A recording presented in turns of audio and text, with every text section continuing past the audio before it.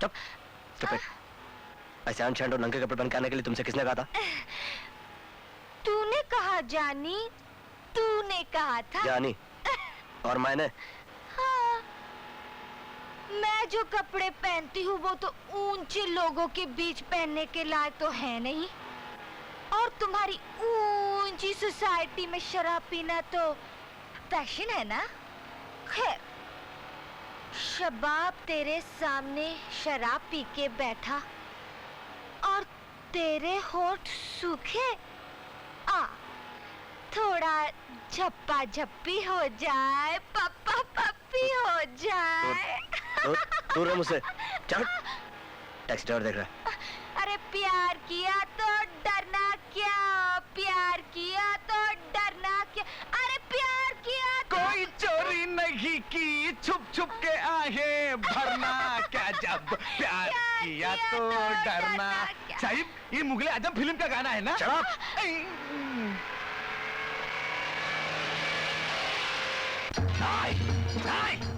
उस साला कल का लौंडा सतिया हमार अंगूरी के साथ घूमने फिरने लगा है, उसका होटल में घुमाने लगा है।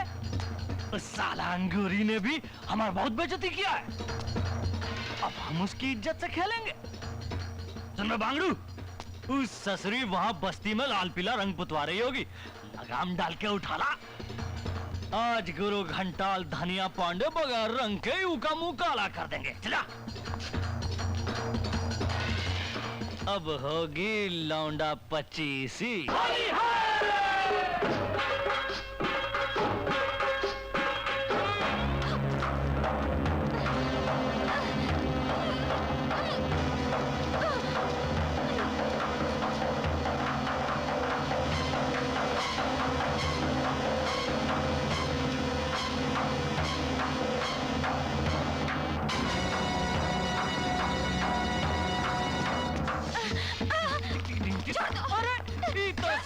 महाभारत का खेल हो गया है। वो लोग साड़ी खींचे थे, हम फिराक खींचेंगे। अरे खींच रहे। अरे दुशासन, पकड़ अपनी मौसी को, लाइनर इधर। अरे बेबी, सारा ताकत भागदौड़ में लगा दोगी तो फाइनल खेल के लिए ताकत नहीं बचेगा। चलो एक पप्पी दो। अरे पप्पी दो। पप्पी। अरे बेबी, पप्पी मांगा, गुत्था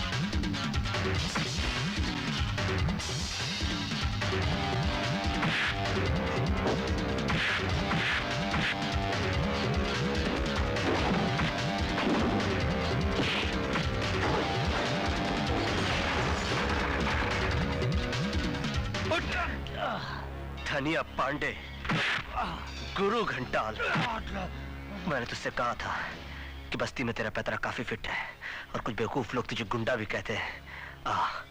आज उसी बस्ती में तेरी मस्ती और इज्जत दोनों का जुलूस निकलता हूँ।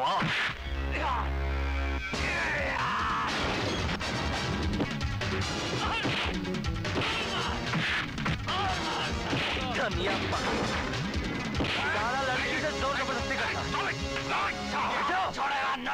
इसको अंदर ले चलो। धनिया पांडे, बस्ती की लड़की के इज्जत पर हाथ डाला इसने। छोड़े नहीं। मेरा भाई भी पुलिस इंस्पेक्टर है, हाथ मत लगाना मेरे को।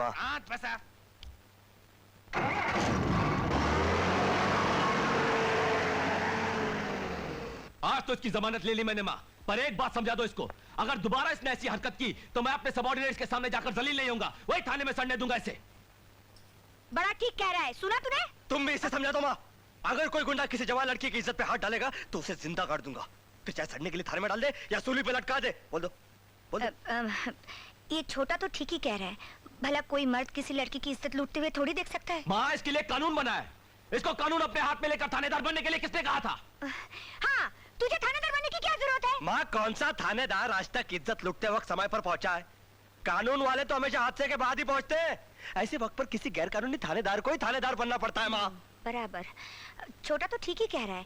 सारी दुनिया में ऐसा ही हो रहा है बेटा। मैं सारे दुनिया की बात नहीं कर रहा हूँ, इस घर की बात कर रहा हूँ। अपने घर की बात। और अपने घर के अंदर कानून के साथ जो खिलवाड़ करेगा मैं उसके हाथ मार दूंगा। माँ देखो, तुम इसको समझा दो।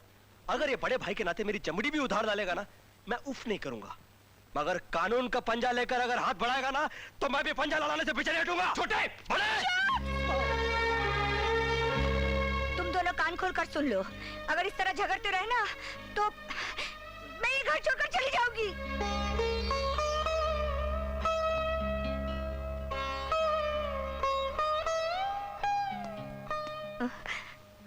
सॉरी माँ, सॉरी सॉरी। देखो बेटे, इस तरह झगड़ना ठीक नहीं है। मैं हमेशा भगवान से प्रार्थना करती हूँ कि तुम दोनों का मेल और जोड़ी इसी तरह बनी रहे, किसी की बुरी नजर न लगे।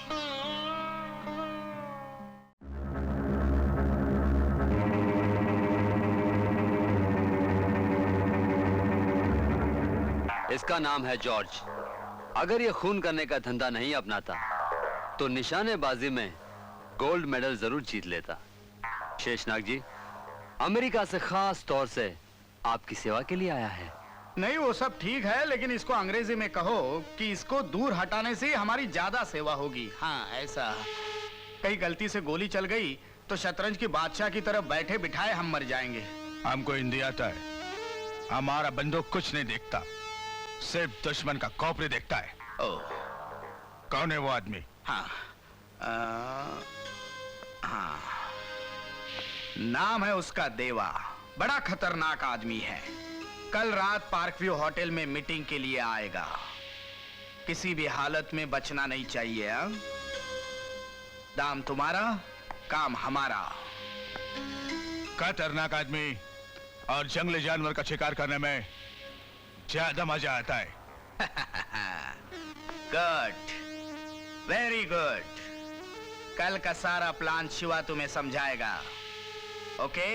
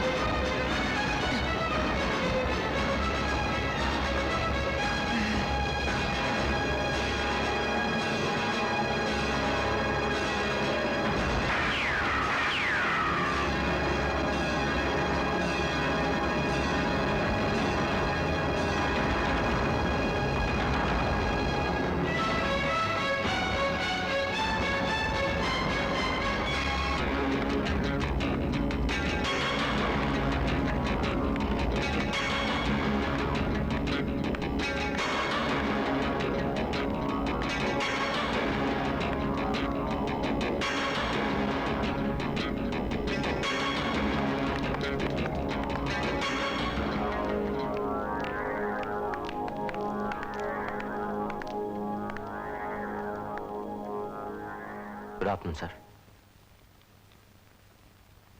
बैठो। Thank you.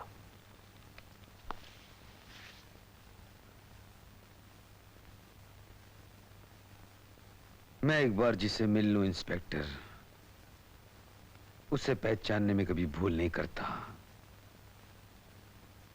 तुम वही सूर्य प्रताप हो ना, जिसे मैंने अपने हाथों से इनाम और दिल से आशीर्वाद दिया था। जी सर, आपके इनाम ने मुझे ईमान का रास्ता दिखाया और आपके आशीर्वाद ने मुझे ये वर्दी दी। वैसे आपके दुश्मनों ने आपकी जान लेने में कोई कसर बाकी नहीं रखी थी, पर जिसे भगवान बचाता है उसे दुश्मन तो क्या कोई भी नहीं मार सकता। उस पेशेवर इंटरनेशनल कातिल जॉर्ज की लाश तो पुलिस को मिल गई है, पर आप पर ये जानलेवा हमला किसने करवाया? मेरे तो सभी दोस्त हैं इस दुनिया में इंस्पेक्टर, किसका नाम बताकर उसे अपना दुश्मन बना लो। अगर आपकी किसी के साथ दुश्मनी नहीं है तो आप हमेशा अपने साथ बॉडीगार्ड लेकर क्यों चलते हैं? अपनी जान और माल की हिफाजत करना किसी कानून में गुनाह नहीं है। फिर भी किसी पर कोई शक या किसी के साथ नई पुरानी रंजिश? रंजिश तो दिल में होती है इंस्पेक्टर, जुबान पर नहीं। आपकी बातों से एक बात साफ जाहिर है, या तो आप अपने दुश्मन को बहुत अच्छी तरह से जानते हैं या फिर बिल्कुल नहीं पहचानते। अगर मेरी किसी से जाती दुश्मनी है तो मैं उसका नाम अपने बेटे को भी नहीं बताऊंगा, क्योंकि देवा ने दोस्ती और दुश्मनी हमेशा अकेले ही निभाई है। और मुझे भी अपना कर्म अकेले ही निभाने की आदत है देवा साहब। सिर्फ इतना कहकर जा रहा हूं, कानून गुनहगार के कान पकड़ता जरूर है, चाहे सीधे पकड़े या फिर घुमाकर। Wish you all the best. Thank you.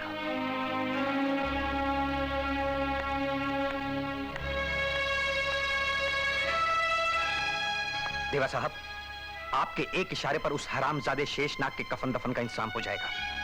कहें तो आज ही उसकी अर्थी उठवा दें। भंडारी, दुश्मन को मौत के घाट उतार देना बहुत पुराना रास्ता है। मैं तो उसे जिंदगी देना चाहता हूं, ऐसी जिंदगी जिसके हर कदम पर उसे मौत पीछा करती हुई नजर आए।